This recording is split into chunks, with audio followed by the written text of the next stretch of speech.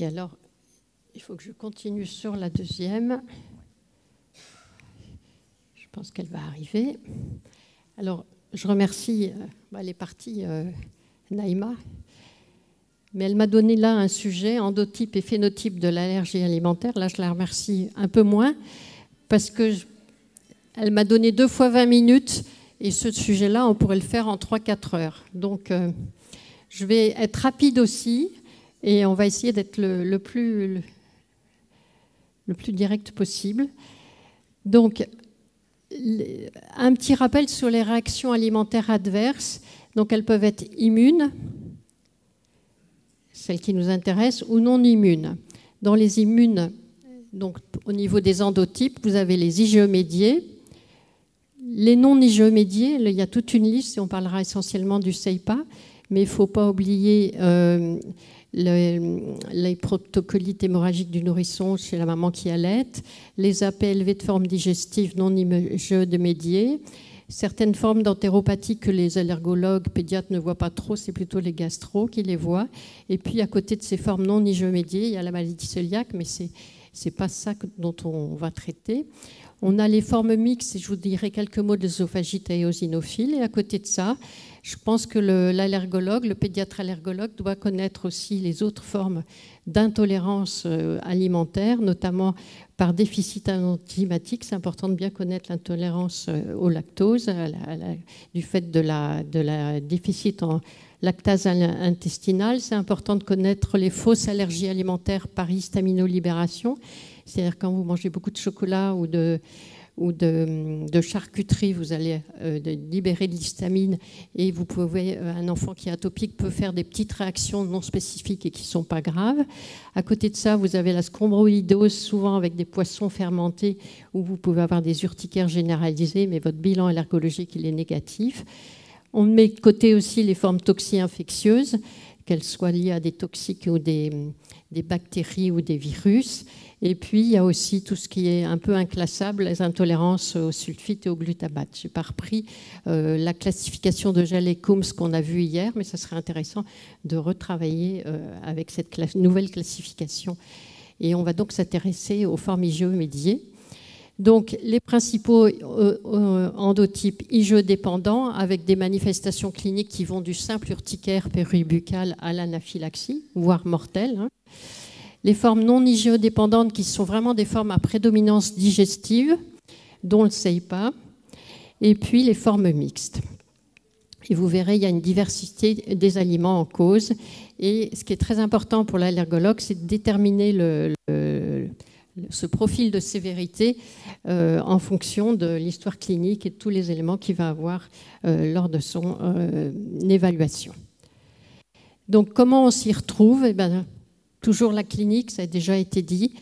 Une analyse clinique rigoureuse, c'est vrai, quand on a un bon interrogatoire des antécédents familiaux d'atopie, déjà on est orienté. Le délai de la réaction immédiate par rapport à retardé. Les signes cliniques avec les signes cutanés, voire respiratoires dans les formes IgE-médiées. Les signes uniquement digestifs qui vont vous orienter vers d'autres formes non IgE-médiées. Et puis aussi, il faut évaluer en tant que pédiatre l'impact sur la croissance ou pas. Il faut connaître les profils de sévérité selon les protéines en cause et savoir conduire les tests diagnostiques, mais ça va être vu tout à l'heure, et faire le tri pour pouvoir évaluer cette sévérité de l'allergie et poser ou pas l'indication d'une trousse d'urgence, d'une éviction qui peut être partielle ou qui peut être complète, dépendant de votre bilan. Pour parler du CEIPA, c'est un diagnostic clinique uniquement. Il y a la forme CEIPA aiguë, qui est une forme sévère, c'est des vomissements à répétition et qui peut entraîner une déshydratation et un malaise. Et la forme chronique, quand l'aliment est régulièrement consommé. Et la réintroduction doit toujours être faite en hôpital de jour. Là, vous avez les incidences. La biologie, elle est négative. Vous pouvez faire des tests cutanés et des IgE spécifiques lors du diagnostic, ça est négatif. Parfois, on peut avoir une petite positivité et on tombe dans le CEIPA atypique. Et au niveau du mécanisme physiopathologique, c'est encore très flou. Donc je ne vais pas en reparler. Par contre, les aliments qui peuvent donner des CEIPA, c'est vraiment très ubiquitaire. Chez le petit nourrisson, c'est surtout le lait Aux USA, le soja, parce qu'ils utilisent le lait de soja, mais chez nous, c'est plutôt le lait.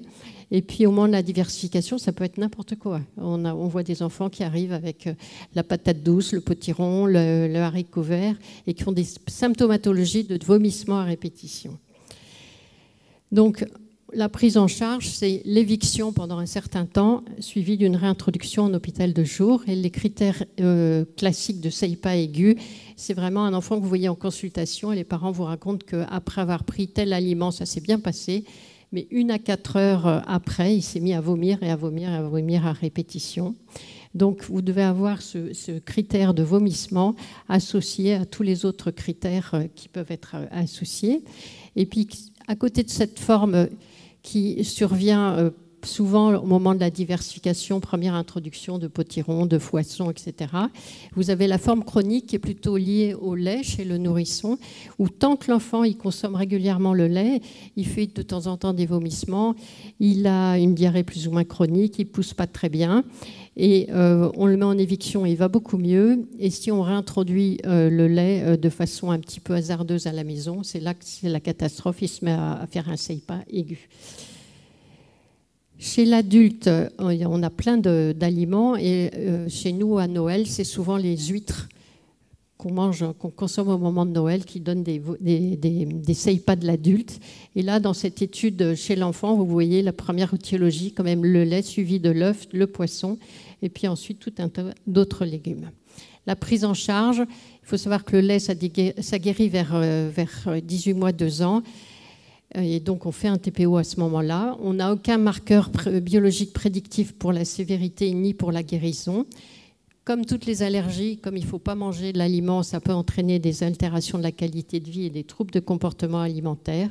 Et la tolérance ne peut se faire qu'en milieu hospitalier, surtout chez les tout-petits, pour faire la réintroduction, pour être sûr que l'enfant est devenu tolérant. En fait, il faut attendre au moins 12 mois après l'éviction et souvent un peu plus tard pour le poisson, voire plus de 5 ans. Et le lait, c'est vraiment à partir de 18 mois, 2 ans. Dans la majorité des cas, les enfants deviennent tolérants. Pour l'œsophagite à éosinophile, il faut retenir que c'est une maladie inflammatoire chronique de l'œsophage liée à une infiltration des éosinophiles et que pour en faire le diagnostic, il faut une histologie, donc une endoscopie et des biopsies. Il y a très souvent un terrain atopique présent. On dit même que c'est la 5e maladie atopique. On n'en voyait pas et maintenant on en voit depuis 20 ans, on en voit de plus en plus. Vous avez les taux de prévalence. C'est souvent plus des garçons. Souvent, on fait des bilans allergologiques parce que c'est une pathologie intriquée, mais on trouve souvent pas grand-chose. En fait, c'est souvent un peu décevant. Et la physiopathologie est complexe, on va le voir. La prise en charge, premier test, on fait en général les IPP, puis les corticoïdes déglutis. On peut utiliser aussi les régimes d'éviction alimentaire. Et maintenant, en France, on a la biothérapie par dupilumab qui est disponible. C'est une maladie chronique. Donc, quand vous faites le diagnostic d'œsophagite à éosinophile, c'est des patients qu'il va falloir suivre et resuivre pendant probablement toute leur vie. S'ils ne sont pas bien pris en charge, le risque, c'est de faire une sténose de l'œsophage du fait de l'inflammation et de l'apparition d'une fibrose œsophagienne. Et donc, ce sont des patients qu'il faut suivre de façon conjointe très importante avec les gastropédiatres parce qu'on a besoin d'eux pour les fibroscopies. Donc là, vous avez un schéma avec les allergènes alimentaires, on ne sait jamais très bien lesquels c'est, l'inflammation éosinophile et les différents médiateurs impliqués.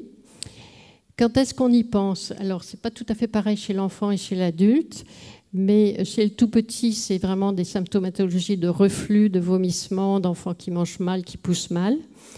Chez l'enfant un peu plus grand et chez l'adulte, des blocages alimentaires. Mais on peut voir aussi des blocages alimentaires. Moi, je me souviens à Reims, le premier cas qu'on a vu, c'est un enfant qui avait 4 ans et qui faisait de temps en temps des blocages alimentaires avec du riz, avec des cerises, avec de la mirabelle, enfin avec un peu n'importe quoi, et qui avait aussi un terrain atopique fort. Donc, il faut y penser aussi quand les parents vous disent c'est un enfant qui met beaucoup de temps pour manger, il est très lent à manger, il boit beaucoup d'eau parce qu'en fait, il a peur de micro-obstacles et du coup, il se protège lui-même et ce ne sont jamais de gros mangeurs. Donc, au niveau des critères diagnostiques, il y a déjà une dizaine d'années, on pensait que si on répondait aux IPP, ce n'était pas des œsophagites éosinophiles. Maintenant, on pense que si, et que ça n'exclut pas le diagnostic. On reste sur les symptômes de dysfonction œsophagienne et des résultats histologiques après avoir éliminé notre cause d'œsophagite éosinophile. Au niveau de l'aspect des endoscopies, ça peut être tout à fait normal. Souvent, c'est un aspect qui fait penser au gastro, s'il ne connaît pas bien, à une possibilité de mycose, parce qu'on a des petits abcès sous la muqueuse. Et en fait, non, c'est des infiltrats éosinophiles. Et au maximum, vous avez... j'ai perdu, oui. Surligneur. Non, c'est pas ça. Au maximum, vous avez cet aspect de sténose. Et quand vous avez un patient, alors c'est souvent chez l'adulte, mais c'est compliqué à prendre en charge parce qu'on leur fait des dilatations œsophagiennes et puis c'est souvent un peu trop tard. C'est compliqué. Donc il y a un algorithme de traitement. Si les IPP ça marche, eh bien, on reste aux IPP. On fait des contrôles biopsiques et la positivité. Enfin, il faut retrouver une baisse des éosinophiles inférieure à 5 par champ pour pouvoir dire que le patient s'est bien amélioré. S'il ne s'améliore pas, on peut utiliser les corticoïdes déglutis ou le régime d'éviction alimentaire, mais chez un enfant, c'est compliqué. Des régimes, parfois, les Américains ils font des régimes avec 6 aliments, l'œuf, le blé, le lait, l'arachide, le soja, etc. C'est très compliqué. Et puis ensuite, ils font des réintroductions séquentielles. Et en cas d'échec de traitement, comme je le disais, les biothérapies, avec une collaboration fondamentale. Au niveau des allergies IgE-médiées, donc c'est fondamental d'évaluer le phénotype, de faire ça en fonction de l'aliment et de l'allergène en cause pour pouvoir évaluer la sévérité. On a des allergies qui sont des bonnes allergies qui guérissent la plupart du temps en grandissant. C'est des allergies au lait et à l'œuf, par exemple. Et puis, on a des allergies beaucoup plus sévères, comme des allergies à l'arachide ou aux fruits à coque, quoique certaines peuvent être moins sévères. Donc, on va, en fonction de notre bilan, on va aussi évaluer les comorbidités, toujours non seulement s'intéresser à l'allergie alimentaire, mais aussi à tout ce qui est asthme, contrôle d'un asthme, contrôle d'une rhinoconjonctivite, traitement d'une dermatite atopique, savoir si on met une trousse d'urgence et si on met un PAI chez nous, reconnaître des formes particulières, avoir un rôle de prédiction, notamment est-ce que c'est des allergies qui vont persister ou pas, c'est important pour l'enfant et sa famille, et à ce moment-là, on mettra peut-être en place une induction de tolérance orale alimentaire. Et puis, ça nous permettra une prise en charge vraiment adéquate et personnalisée de l'allergie alimentaire, tout en pensant aussi à la prévention. Je ne reviens pas sur les schémas de la réaction IgE-médiée que vous connaissez bien.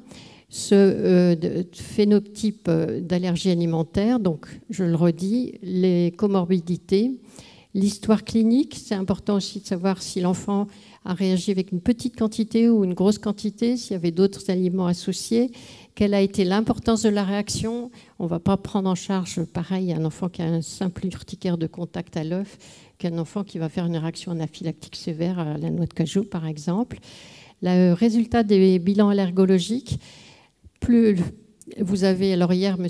Engelmann nous a donné des chiffres pour la valeur des tests cutanés, mais moi je dirais, plus ils sont gros, plus le risque, la valeur prédictive positive est forte, et pareil pour les IgE spécifiques.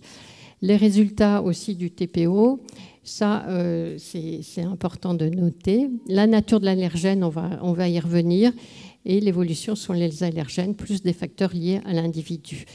Alors, c'est donc le problème fondamental, hein, c'est repérer la sévérité. On a des phénotypes de sévérité. À l'inverse, on a des allergies au lait et à l'œuf persistantes qui sont des allergies vraiment sévères. On a les allergènes végétaux, on va revoir ça. On peut avoir des patients qui ont un phénotype clinique allergique fort. C'est le patient qui commence avec une grosse dermatite atopique tout petit, qui développe des allergies alimentaires. C'est la marche atopique et qui ensuite va faire de l'asthme et de la rhinite, de la rhinoconjonctivite. Et puis, on peut avoir des patients qui ont juste une petite allergie alimentaire, par exemple à l'œuf, et qui va disparaître en grandissant. Mais si c'est l'œuf, c'est un marqueur d'atopie respiratoire, et donc il y aura aussi des mesures de prévention à prendre. On a à côté de ça les pollen food syndrome ou syndrome allergique pollen-aliment, qui sont des allergies alimentaires secondaires à une sensibilisation à des pollens.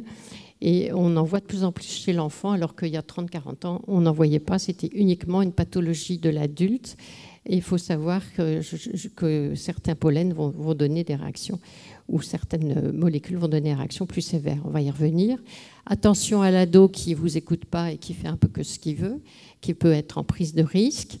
Donc, vous voyez, c'est quand même très, très important. L'expertise de l'allergologue, elle joue pour déterminer le phénotype de sévérité. Elle joue au niveau de la nature de l'allergène et des protéines en cause, au niveau des cofacteurs, au niveau de l'individu, en fonction de son âge. C'est pas pareil un nourrisson, un ado. C'est pour ça qu'on pourra en parler pendant des heures. J'essaye d'être rapide et concise, mais il y a plein de choses à dire. Des comorbidités, de là où il vit, du mode d'alimentation, de la façon dont il est pris en charge aussi, s'il y a eu de l'éducation thérapeutique ou pas. Est-ce qu'on peut avoir des facteurs de prédiction de sévérité? Là, cette étude hollandaise intéressante sur plus de 860 tests de provocation orale alimentaire chez plus de 700 enfants, avec, vous voyez, les aliments en cause. Ils ont eu vraiment du mal à donner des facteurs de sévérité. Pas la valeur des tests cutanés des IgE spécifiques, pas l'eliciting dose, la dose déclenchante, mais ils ont quand même retrouvé l'âge et au niveau allergène, le lait de vache persistant et la noix de cajou. Une autre étude turque montre aussi que s'il y a des comorbidités atopiques sévères, le risque d'anaphylaxie est plus important, que ce soit la rhinite, l'asthme ou l'eczéma, alors que dans leur étude, là aussi, la taille et la valeur des IgE spécifiques n'étaient pas significatives. Une autre étude turque montre aussi qu'il y avait de plus en plus d'anaphylaxie si les patients ont des allergies multiples. Et je vous parlais en début de mon topo des polyallergies alimentaires. Et ces tout petits qu'on voit arriver, que vous ne voyez peut-être pas encore, mais je suis sûre que vous les verrez d'ici quelques années, sont vraiment préoccupants. Et c'est pour ça qu'il faut faire de la prévention. Quelques protéines animales, chez nous, j'ai choisi de vous parler du lait de vache persistant et du lait de brebis, parce qu'au niveau du réseau d'allergovigilance, on a quand même eu des décès, avec au niveau des phénotypes de prédiction, le fait d'avoir un asthme tout petit et d'avoir des taux d'IgE spécifiques, notamment à la caséine élevée, sont des facteurs de risque pour évoluer vers une allergie persistante au lait de vache sévère. Je vais aller assez vite parce que je pense que Younes El-Guedari en reparlera. Mais au niveau des protéines végétales, il faut aussi bien connaître leur profil de gravité. Vous avez les profilines et les PR10 qui sont thermosensibles et qui théoriquement ne donnent pas de risque de réaction sévère, ce qui n'est pas tout à fait vrai en cas de cofacteur. Et puis vous avez les LTP et les protéines de stockage qui sont des allergènes qui peuvent donner des réactions beaucoup plus sévères. Par exemple, pour l'arachide, vous voyez que là, il y a des protéines de stockage qu'on a notées là et qu'on peut doser au niveau des recombinants pour savoir si le patient est sensibilisé. Et c'est beaucoup plus grave d'être sensibilisé aux protéines de stockage que d'être sensibilisé à RH8, qui est une réaction croisée avec les pollens de bouleau. Le soja, c'est pareil, on peut retrouver plusieurs types de protéines.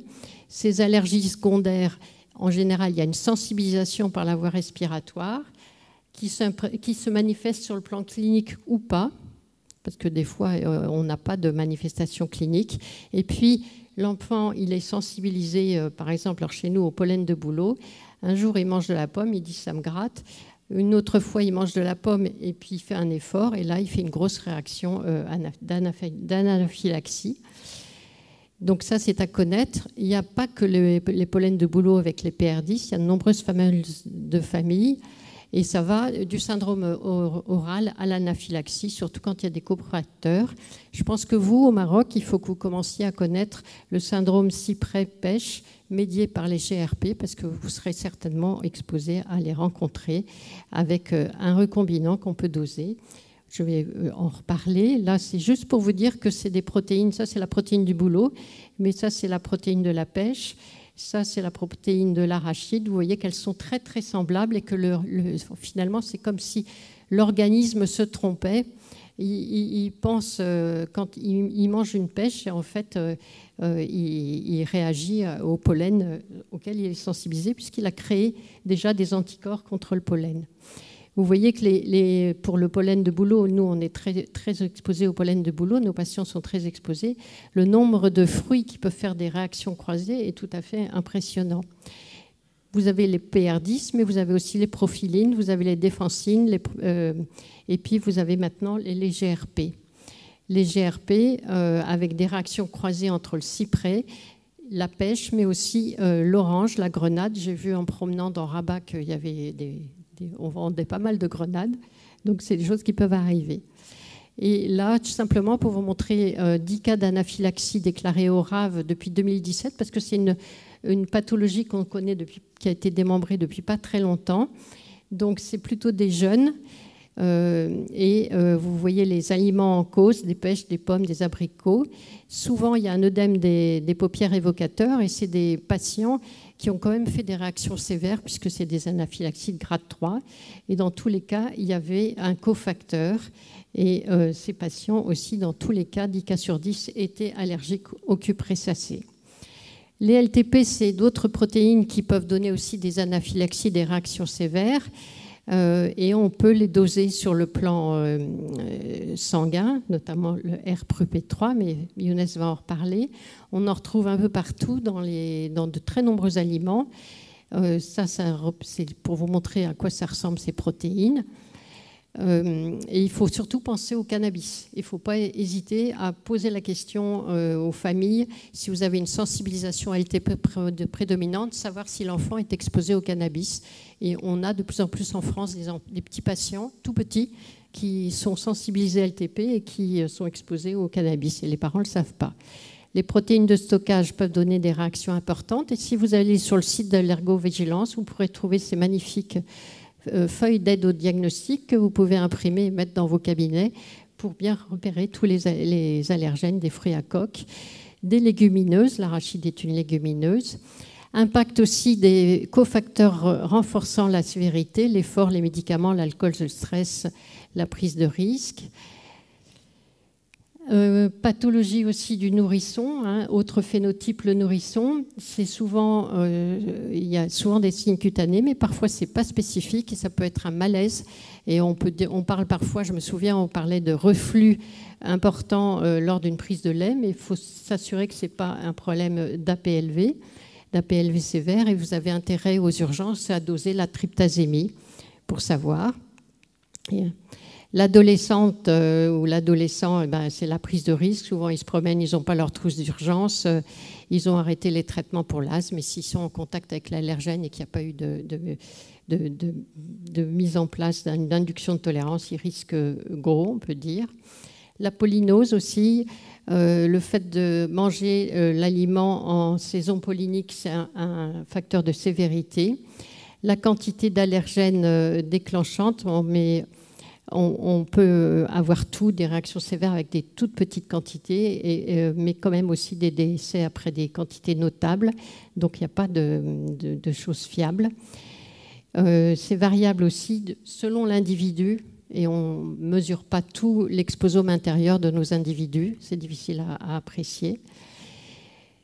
Au niveau des voies d'administration, la voie orale par procuration, c'est à connaître, c'est le baiser.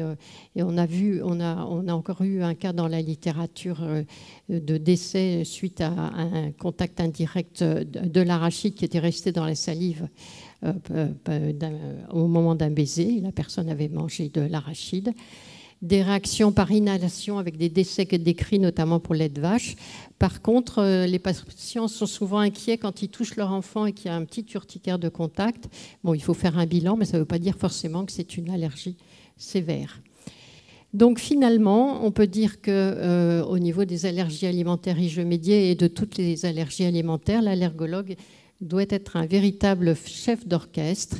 Il doit déterminer le phénotype du patient pour une prise en charge optimale et personnalisée, en évaluant l'aliment, l'allergène en cause, la sévérité, les comorbidités associées, savoir s'il va conseiller une éviction stricte ou partielle, s'il va conseiller trousse d'urgence, éducation du patient, reconnaître des formes particulières qui pourraient être autres, rôle de prédiction, mettre en place ou pas un traitement par ITO pour une prise en charge adéquate de l'allergie alimentaire.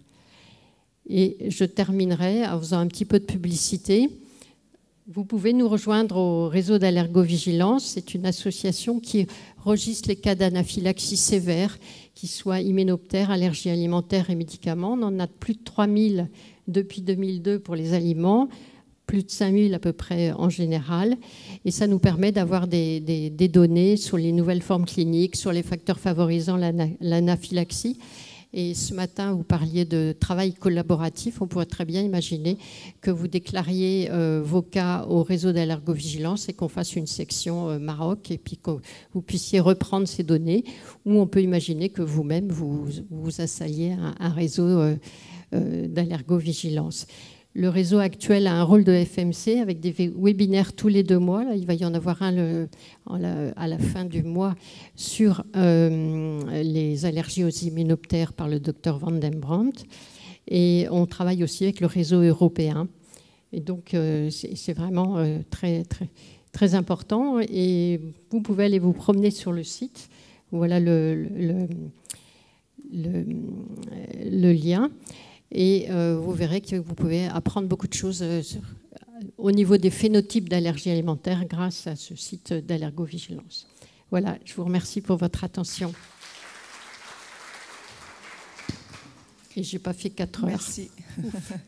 Merci, docteur Saboureau, vraiment pour vos 2 communications excellentes. C'est vrai, comme vous l'avez dit, c'est tellement passionnant, l'allergie alimentaire, qu'on peut y passer tout un après-midi ou même tout un congrès sur l'allergie alimentaire. Absolument. Et on ne peut pas s'arrêter. On va se donner, on est désolé, on est un petit peu en retard, on va se donner peut-être 5 minutes ou même moins pour quelques questions pour prendre les autres communications. Je vais peut-être commencer le bal. Merci Dominique pour ces 2 mises au point très complètes, très riches. Alors 2 questions. Est-ce qu'on peut parler de biomarqueurs pour prédire l'allergie et donc indirectement prévenir l'allergie? Et puis quand on prévient l'allergie alimentaire, est-ce qu'on peut avoir un impact? Est-ce que ça a été démontré? Est-ce qu'on peut avoir un impact sur les autres allergies? Je veux dire respiratoires, cutanées. Je pense que la prévention de l'allergie alimentaire, elle doit être globale, comme je l'ai mis. Je ne me suis pas uniquement focalisée sur l'allergie alimentaire. Et c'est vraiment, de toute façon, l'allergologue, il s'occupe de tout. Hein. Il s'occupe de l'alimentaire, du respiratoire, du nasal, du conjonctival.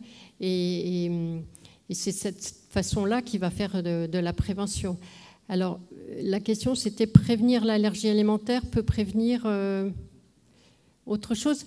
Au niveau de la prévention de l'allergie alimentaire, elle est quand même allergène dépendante. Ça, je n'ai pas eu le temps de le montrer, mais si vous introduisez de l'arachide au moment de la diversification alimentaire et que vous pensez que vous allez protéger le patient de toutes les légumineuses ou de tous les fruits à coque, vous n'avez pas raison. C'est vraiment, il faut introduire, c'est pour ça qu'il faut introduire le maximum d'aliments et de toutes les catégories d'aliments pour pouvoir avoir un effet sur chaque aliment et être préventif pour chaque aliment. L'impact sur les allergies autres qu'alimentaires. Et pour le reste, non, ça prévient, c'est vraiment le mécanisme cutané, la sensibilisation cutanée et l'induction de tolérance digestive. Donc ça ne prévient pas l'asthme, mais l'asthme, bien sûr que l'allergologue ou le pédiatre plutôt, le pédiatre allergologue, il va donner tout petit des conseils respiratoires au niveau des acariens, au niveau des polluants intérieurs, etc. Pour les biomarqueurs, pour prédire le développement de l'allergie. Alors, des biomarqueurs, je ne vois pas. Oui, une petite question là. Merci beaucoup pour la clarté de vos topos.